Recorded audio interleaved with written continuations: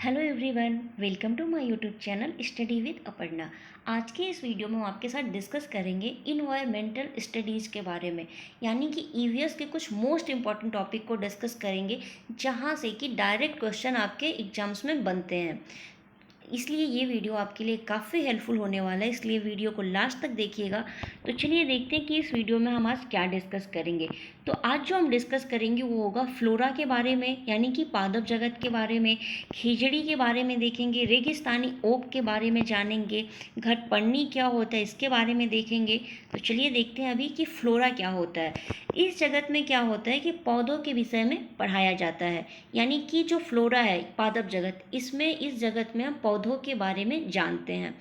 और वनस्पति विज्ञान के जो जनक है, अगर आपसे ये पूछता है क्वेश्चन में कि वनस्पति विज्ञान के जनक कौन है, तो ये याद रखना आपको कि थियोफ्रेस्टस वनस्पति विज्ञान के जनक माने जाते हैं। पौधों के कारण ही हमारा पर्यावरण सजीव है, यानी कि अगर पेड़ पौधे ना रहें तो हमारा जीवन क्या है, खत्म हो जाएगा, पर्यावरण हमारा नष्ट हो जाएगा।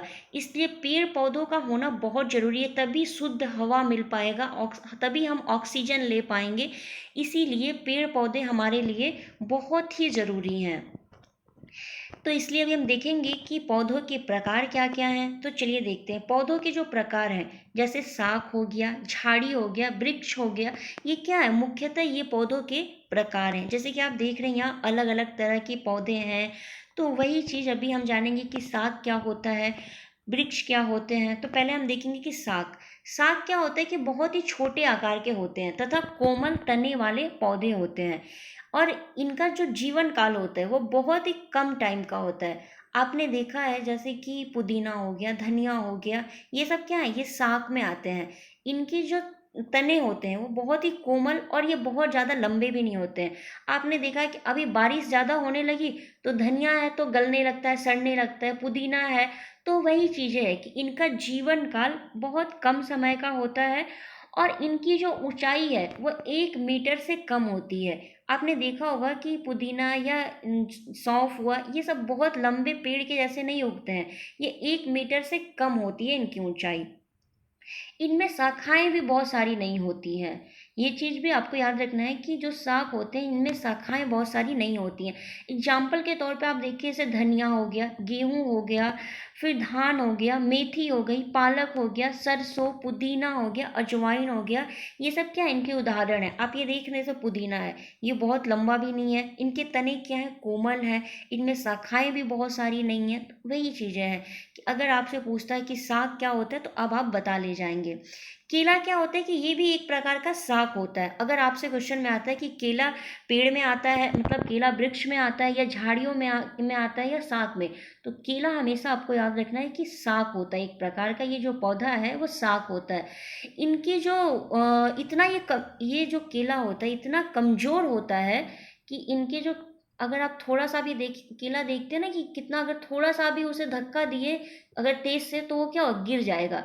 तो केला क्या होता है कि कमजोर व हरा होता है। इनके जो फल हैं और फूल वो दोनों ही खाए जाते हैं। तो ये चीज़ आपको याद रखना है। जैसे ये देखिए, केला का जो फूल निकलता है ना, इसी में ऐसे फल आ जाता है, तो इसके फूल को भी हम खाते हैं और वही फल भी होता है। तो यही चीज़ आपको याद रखना है, केले का फल और फूल दोनों ही खाते हैं। अब हम देखेंगे नेक्स्ट झाड़ी के बारे में। झाड़ी क्या होता है, यह साग से बड़े होते हैं, यानी कि जो अभी मैंने बताया पुदीना हुआ, धनिया हुआ, धान हुआ, तो झाड़ी क्या होते हैं, इनसे थोड़े बड़े होते हैं और ये कठोर होते हैं, यानी कि काष्ठ युक्त पौधे झाड़ी कहलाते हैं। और सामान्यतः इनकी ऊंचाई जो होती है वो एक मध्यम आकार की होती है, यानी कि ये ना तो बहुत लंबे होते हैं और ना ही बहुत छोटे होते हैं। इनकी ऊंचाई मध्यम होती है, और इनका तना क्या होता है, कठोर होता है, पर ज़्यादा मोटे नहीं होते। इनका जो तना होता है वो कठोर तो होता है पर ज़्यादा मोटा नहीं होता है। जैसे इनमें क्या होता है कि कई सारी शाखाएं होती हैं। अभी आपने देखा कि साग में कई सारी शाखाएं नहीं होती हैं, पर अगर झाड़ियों में अगर आपसे पूछता है तो इनमें क्या होता है कि कई सारी शाखाएं होती हैं जो तने के आधार के पास से निकलती हैं। एग्जाम्पल के तौर पे आप देख सकते हैं, नींबू हुआ, करौंदा हुआ, गुलाब हुआ, गुड़हल हुआ, ये क्या है, ये सब झाड़ियों में आते हैं। जैसे देखिए नींबू हुआ, इनके तने क्या है, कठोर है, इनमें शाखाएं बहुत सारी होती हैं। नेक्स्ट हम देखेंगे वृक्ष। वृक्ष क्या है कि यह झाड़ी से बड़े होते हैं और इनका तना मोटा एवं गहरे भूरे रंग का होता है। आपने देखा है वृक्ष का जो तना होता है ना वो ब्राउन कलर का होता है, ये चीज़ आपने तो देखा हुआ, जैसे नीम हुआ, पीपल हुआ, ये सब क्या है, ये वृक्ष में आते हैं।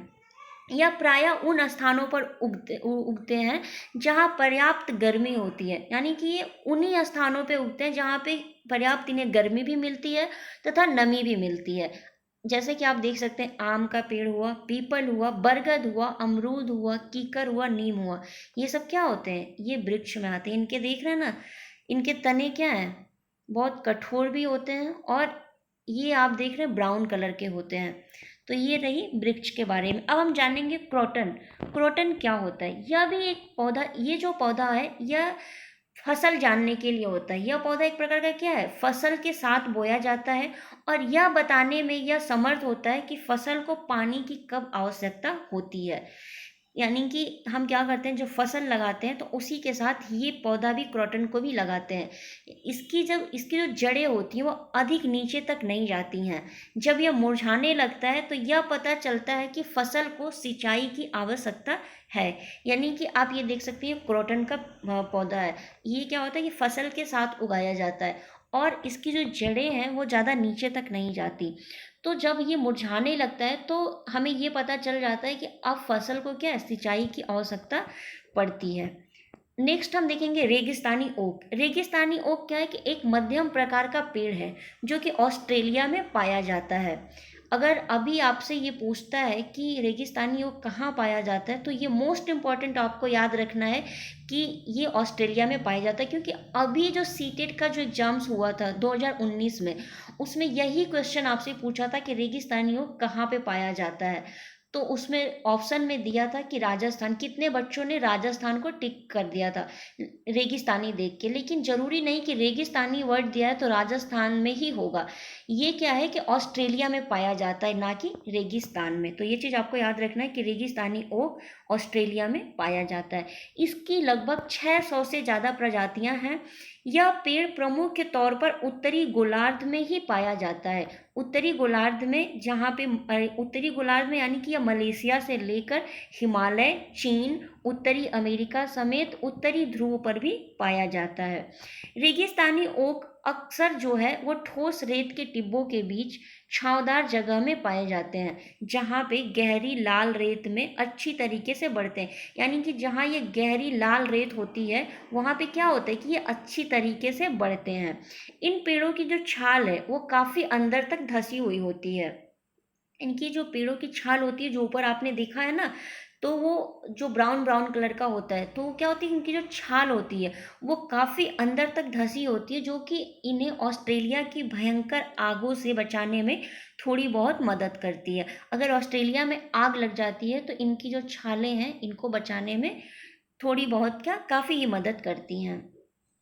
नेक्स्ट पॉइंट देखेंगे कि जो रेगिस्तानी ओक है, इनकी पेड़ मतलब रेगिस्तानी ओक जो पेड़ है, इनकी जो जड़ें हैं वो जमीन के उस लंबाई तक गहरी जाती हैं कि पेड़ की जड़ें जब तक पानी तक न पहुंच जाए। यानी कि इनकी जो जड़ें हैं तब तक नीचे गहरी जाती हैं जब तक कि ये पानी तक न पहुंच जाए, और यह पानी जो है वो पेड़ के तने में जमा होता रहता है। जब ये पानी तक पहुंच जाते हैं तो वो पानी क्या है, ये अपने तने में जमा करता रहता है।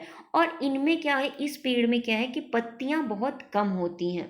नेक्स्ट पॉइंट है कि ऑस्ट्रेलिया के आदिवासी लोगों के लिए रेगिस्तानी ओक क्या है, एक पानी का स्रोत था। यानी कि जब उन्हें पानी नहीं मिलता था, पानी की दिक्कत होती थी, तो वो क्या करते थे कि पतला पाइप डाल के इन पेड़ों के खोलों से पानी को प्राप्त करते थे। अभी जैसे देखिए यहाँ पे लिखा है, इसके लिए वो कई बार पतले लकड़ी का पाइप का भी उपयोग करते थे। तो ये चीज़ यहाँ पे आपको याद रखना है कि रेगिस्तानी ओक क्या है, आदिवासी लोगों के लिए, वहाँ के जो आदिवासी लोग थे उनके लिए एक पानी का स्रोत था। और जब उन्हें पानी नहीं मिलती थी या पानी की दिक्कत होती थी तो वो इन पेड़ों के खो मतलब जो होल्स थे उसमें पतला पाइप डाल के पानी को निकालते थे। ऑस्ट्रेलिया के आदिवासी इन पेड़ों का उपयोग शिकार के हथियार बनाने के लिए भी करते थे। तो ये चीज़ भी याद रखना आपको। ये देखिए रेगिस्तानी ओक है, मतलब इसका पेड़ है। और ये जो खोल्स मतलब खोले हैं ना, होल्स, इसमें से क्या करते थे कि पतला पाइप डाल के ये लोग यहाँ से पानी निकाला करते थे। तो ये चीज़ भी आपको ध्यान रखना है। नेक्स्ट पॉइंट हम देखेंगे खेजड़ी। खेजड़ी क्या है कि यह भारत के रेगिस्तानी क्षेत्रों में पाया जाता है। अगर आपसे ये पूछता है खेजड़ी कहाँ पे पाया जाता है, तो ये रेगिस्तानी क्षेत्रों में पाया जाता है। इसको अधिक पानी की आवश्यकता नहीं होती है। ये जो पेड़ होता है खेजड़ी का, इसको क्या होता है कि इसे बहुत पानी की ज़रूरत नहीं होती है और इनकी फलियों की सब्जी बनती है और इस पेड़ की छाल से दवा भी बनाई जाती है। तो ये मोस्ट इम्पॉर्टेंट चीज़ आपको याद रखना है कि इनकी जो फलियाँ होती हैं, इनसे क्या होता है कि सब्जी भी बनाई जाती हैं। दूसरा पॉइंट ये है कि इनके पेड़ से क्या मतलब इनके पेड़ की जो छाल है उसकी दवा भी बनाई जाती है। और क्या है कि इन जो ये पेड़ है इनकी लकड़ियों में कभी कीड़े नहीं लगते थे। अगर आपसे क्वेश्चन में ये पूछता है कि कौन सा ऐसा पेड़ है जिनकी लकड़ियों में कभी कीड़े नहीं लगते थे, तो वो है आपका खेजड़ी। तो ये चीज़ याद रखना है। किन की फलियों से सब्जी बनता था, तो खेजड़ी के। फिर अगर आपसे ये पूछता है कि किन पेड़ों की छाल से दवा बनाई जाती थी, तो वो आपका खेजड़ी था और यह छायादार होते थे। तो ये चीज़ भी आपको याद रखना है। ये देखिए आपका खेजड़ी का पेड़ है। नेक्स्ट हम देखेंगे घटपर्णी। घटपर्णी क्या है कि नेफेथेंसी कुल का नेफेंथेसी कुल का कीटभक्षी पौधा है। यानी कि आप ये बोल सकते हैं घटपर्णी या तो कीटभक्षी या कीटहारी एक पौधा है जो कि श्रीलंका और असम का देशज है। मुख्यतः यह पौधे साग होते हैं। अभी मैंने आपको ऊपर बताया था कि जैसे धनिया हुआ, धान हुआ, पुदीना हुआ, ये क्या है एक प्रकार के ये पौधे साग होते हैं। वैसे ही कीट घटपर्णी भी क्या है एक प्रकार का साग है और यह दलदली तथा नमी जगहों में उगते हैं। यानी कि जहाँ पे ज़्यादा नमी होती है या फिर दलदली जगह होती है वहीं पे ये उगते हैं और ये तंतुओं के सहारे ऊपर चढ़ते हैं। नेफेंथीज जो है, नेफेंथीज नामक घटपर्णी पौधा कीटहारी जंतुओं की भांति ही कुछ पौधे भी कीटहारी होते हैं। जैसे कुछ जंतुएं होते हैं आपने देखा है कीटहारी, वैसे ही कुछ पौधे भी कीटहारी होते हैं और उन्हें हम क्या मांसाहारी पादप कहते हैं। कीटहारी पौधों की कुल 400 जातियां पाई जाती हैं, जिनमें से प्रायः 30 जातियां भारत में पाई जाती हैं। ये पौधे ऐसे स्थान पर पनपते हैं जहां पर नाइट्रेट का अभाव रहता है। यानी कि जहां पे नाइट्रोजन की कमी रहती है वहीं पे ये पौधे ज़्यादा आपको देखने को मिलेंगे। और जीवन जीने के लिए प्रोटीन की तो सबको आवश्यकता होती है, आपको पता ही है। और ये क्या करते हैं, इसे ही प्राप्त करने के लिए नाइट्रोजन इनको तो मिलता नहीं है, तो इसे प्राप्त करने के लिए क्या करते हैं कि जो भी पौधे इनके निकट यानी कि जो भी कीड़े मकोड़े इनके पास आते हैं, छोटे छोटे जीव, ये उनका भक्षण करते हैं। फिर नेक्स्ट पॉइंट है कि यह पौधे क्या करते हैं, कीड़े मकोड़े जैसे मेढक हुआ, चूहे हुए, छोटे छोटे जीव हुए, उनको क्या करते हैं, ये खा जाते हैं। इसीलिए इन्हें कीटभक्षी पौधा भी कहते हैं। और इसका आकार क्या होता है कि लंबे घड़े जैसा होता है और इस पर क्या होता है पत्ती नुमा ढक्कन भी लगा होता है। जैसे कि आप ये देख सकते हैं यहाँ पे क्या है कि ये घड़े जैसा आकार इसका है। ये देख रहे हैं आप, घड़े जैसा आकार हुआ और इसका क्या है, इसके ऊपर एक पत्ती नुमा ढक्कन भी होता है, ऐसा कि जब कीड़े जैसे इसमें फंस जाते हैं तो ये क्या करता है कि ऐसे बंद कर लेगा। फिर क्या है कि इस पौधे की खुशबू भी निकलती है, इस पौधे से खुशबू भी निकलती है और इसी खुशबू से क्या होता है कि कीड़े मकोड़े आकर्षित होते हैं और जब कीड़े मकोड़े इसके पास आते हैं तो फिर ये क्या करता है कि अपने में फंसा लेता है। मतलब अपने जो आपने देखा ना घड़े नुमा, उसमें कीड़े मकोड़े इनकी खुशबू के चलते इनके नज़दीक आते हैं और ये फंसा के जो पत्ती नुमा ढक्कन है उसे ढक लेता है और छोटे छोटे कीड़ों मकोड़ों को खा जाता है। यह भारत में मेघालय तथा इसके साथ साथ इंडोनेशिया तथा ऑस्ट्रेलिया में भी पाया जाता है। ये भी आपको याद रखना है कि कहाँ पाया जाता है, तो भारत में मेघालय तथा इसके साथ साथ इंडोनेशिया में भी और ऑस्ट्रेलिया में भी आपको ये देखने को मिलता है। तो आई होप कि आपको अच्छे से क्लियर हुआ हो। अगर हाँ आपको कहीं पे भी कुछ समझ नहीं आया हो, कहीं पे भी कोई डाउट हो, तो आप कमेंट बॉक्स में मैसेज करके पूछ लीजिएगा। तो चलिए फिर मिलते हैं नेक्स्ट वीडियो में। Thank you so much guys.